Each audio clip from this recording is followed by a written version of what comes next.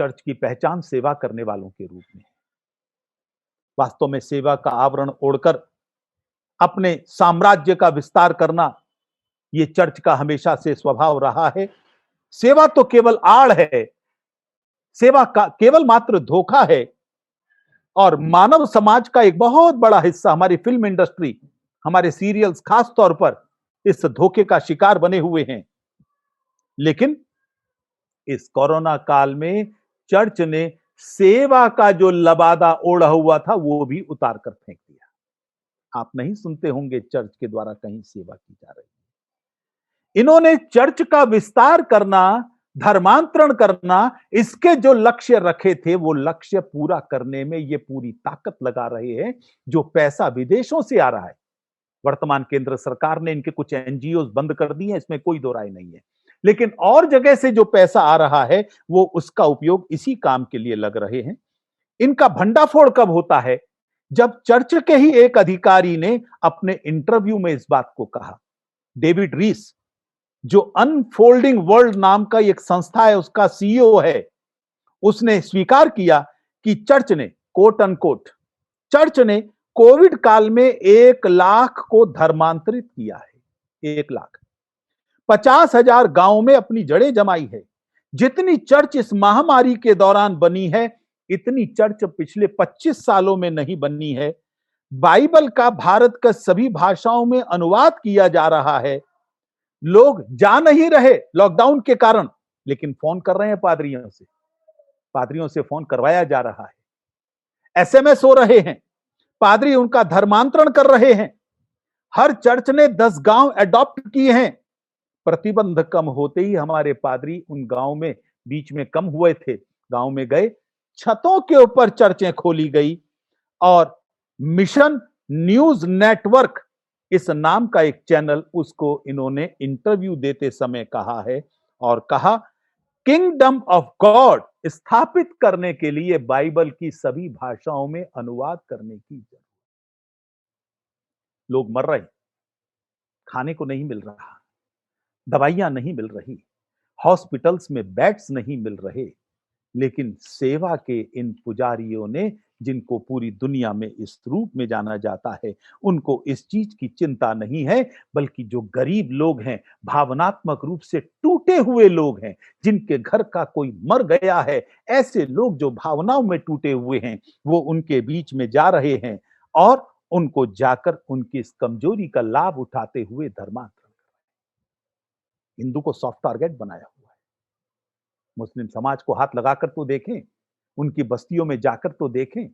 इसलिए दलितों और वनवासियों को इन्होंने मुख्य रूप से टारगेट बनाया हुआ है। उत्तराखंड, वहां के उदाहरण कई हमारे सामने आ रहे हैं। जीसस की आरती बांटी जा रही है, घरों से देवी देवताओं के चित्र उतारकर जीसस और मैरी के चित्र लगाए जा रहे हैं। झारखंड, उड़ीसा, छत्तीसगढ़, हिमाचल, वहां सब प्रकार के समाचार इन सब प्रदेशों से आ रहे हैं। मैं उनके विस्तार में नहीं जाऊंगा। अभी एक्सपोज कैसे हुआ? शाहजहांपुर में तमिलनाडु से आए हुए मिशनरी विकास कॉलोनी में गरीब हिंदुओं को निशाना बना रहे थे। वो उन लोगों की ही शिकायत पर पकड़े गए, तब वहां के मीडिया में ये खबरें छपी। इंदौर में तो एक आदमी की उसके ससुराल वालों ने पिटाई कर दी। क्यों कर दी?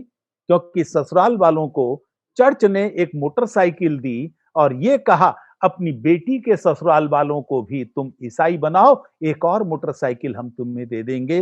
वो नहीं तैयार हुए, उनकी पिटाई कर दी, मामला थाने में गया, आज उसके ससुराल वाले गिरफ्तार हैं।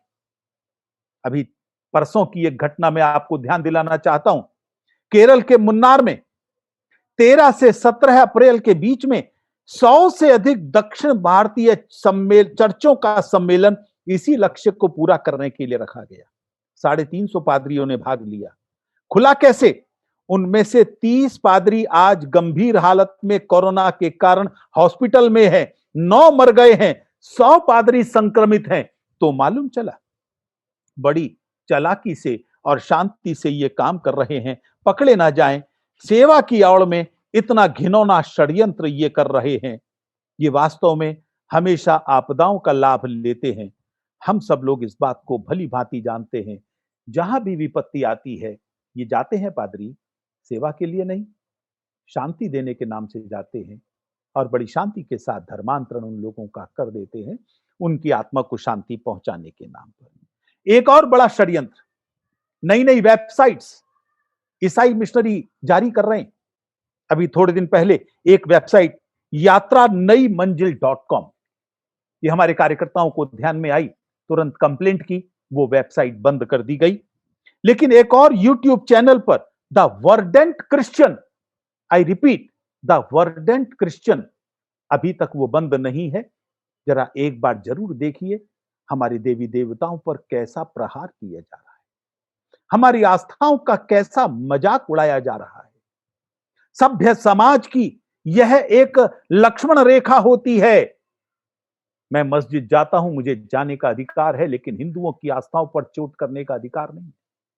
मैं मंदिर जाता हूं, मैं अपने देवी देवताओं की पूजा करता हूं, लेकिन मैं कभी जीसस या पैगंबर इसके ऊपर अटैक नहीं करना चाहता हूं।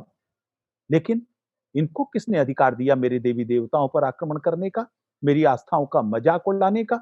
लेकिन ये कर रहे हैं, लक्ष्मण रेखा पार कर रहे हैं।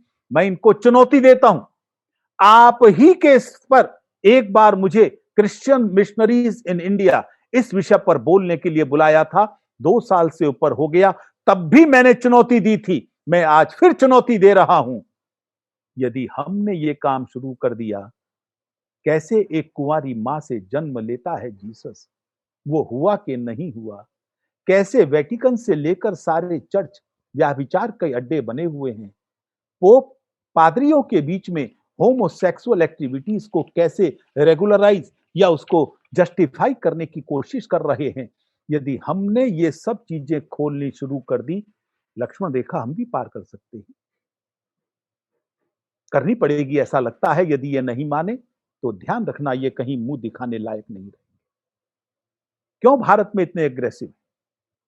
वास्तव में एक तथ्य समझने लायक है, क्रिश्चियनिटी जहां से शुरू हुई थी वहां खत्म होने के कगार पर है। यूरोप में चर्चें बिक रही हैं, कई चर्चों में मंदिर खोले जा चुके हैं, हमारे लोगों ने चर्चें खरीदी हैं। अमेरिका में अभी लेटेस्ट एक आंकड़ा बता रहा हूं, चर्च से जुड़ने वालों की संख्या 47% हो गई है, जबकि 1999 में यह 70% थी। 70%। कितने सालों में? केवल 22 सालों में 70% से घटकर 47%। वहां चर्चैनिटी खत्म हो रही है, उसको जिंदा रखने के लिए तुम भारत के ऊपर बोझा लाद रहे हो धर्मांतरण का। उन्हें नन चाहिए, भारत से मिलेंगी, बेरोजगारी है। उन्हें पादरी चाहिए, भारत से मिलेंगे, जल्दी लालच में आ जाते हैं। ऐसा चलेगा क्या? ना, ये संभव नहीं। आज हमें सेवा तो करनी ही है, वहां से हम एक कदम भी दाएं बाएं नहीं कर सकते, लेकिन इनकी गतिविधियों पर भी निगाह हमको रखनी पड़ेगी, इनको जवाब हमको देना पड़ेगा। सजग और सक्रिय हिंदू समाज इसका जवाब दे सकता है।